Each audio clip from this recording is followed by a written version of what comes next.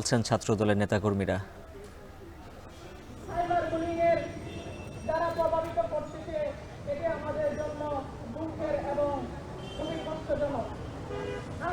উজ্জ্বল, আজকে সকাল থেকে এখানে ছাত্রদলের যারা নারী নেতৃত্বরা আছেন তারা এখানে মানববন্ধন করছেন। তারা যে বিষয়ে মানববন্ধন করছে তারা হচ্ছে যে যারা আসলে নারী নেতৃত্ব আছে তারা এই গণ অভ্যুত্থান পরবর্তী যে 1 বছর গিয়েছে সে 1 বছরের মধ্যে ছাত্রদলের যারা আছেন, এছাড়া ছাত্রদলের বারো অন্যান্য সংগঠন যারা আছেন তারা আসলে একটি গুপ্ত সংগঠনের যারা সাথে জড়িত যারা আছেন তারা এই যারা নারী নেতৃত্ব দেন তাদের যে সাইবার বুলিংয়ের শিকারের মাধ্যমে আসলে তারা নানা ধরনের সাইবার বুলিংয়ের শিকার হচ্ছেন সে বিষয়ে আসলে তারা এখানে বলছেন। এছাড়া আজকে তারা এখানে এসেছে যে এই আপনি জানেন যে কিছুদিন আগে কিন্তু ঢাকা বিশ্ববিদ্যালয়ের যে কেন্দ্রীয়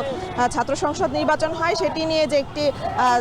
ঢাকা বিশ্ববিদ্যালয়ের যে শাখা ছাত্র শিবিরের সভাপতির প্রার্থিতার বিরুদ্ধে একজন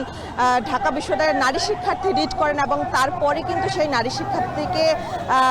অনলাইনে নানা ধরনের হুমকি দেওয়া হয় এবং প্রকাশ্যে সেখানে কিন্তু গণধর্ষণের হুমকির কথা উঠেছে এবং সেটি নিয়ে এছাড়াও জানেন যে রাজশাহী বিশ্ববিদ্যালয়ে যে ছাত্রদল নেত্রীদের হেনস্থা করা হয়েছে এবং শিবিরের নেতাকর্মীদের দ্বারা সারা দেশে নারী শিক্ষার্থীদের লক্ষ্য করে যে অব্যাহত সাইবার বুলিংয়ের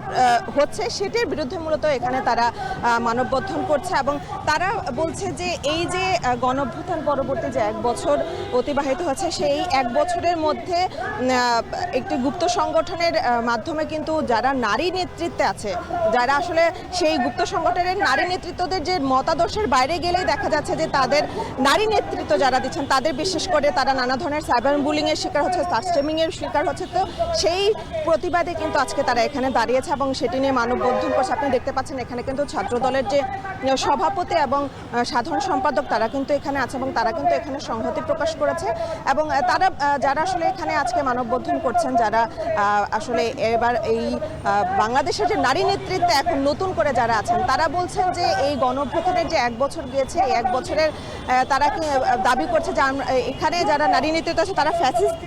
ফ্যাসিস্টদের আসলে তাদেরকে এখান থেকে বিতাড়িত করলেও সেই একইভাবে কিন্তু যারা আসলে গুপ্ত সংগঠনের মাধ্যমে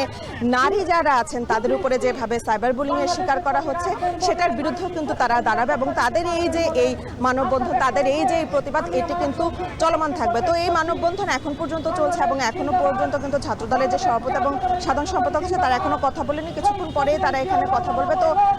উজ্জ্বলা, এই ছিল আমার কাছে এই মানববন্ধন থেকে সবশেষ। ছাত্রদলের নারী নেত্রীদের উদ্যোগে চলছে মানববন্ধন, সেই খবর জানাচ্ছিলেন সহকর্মী মেহেরিন।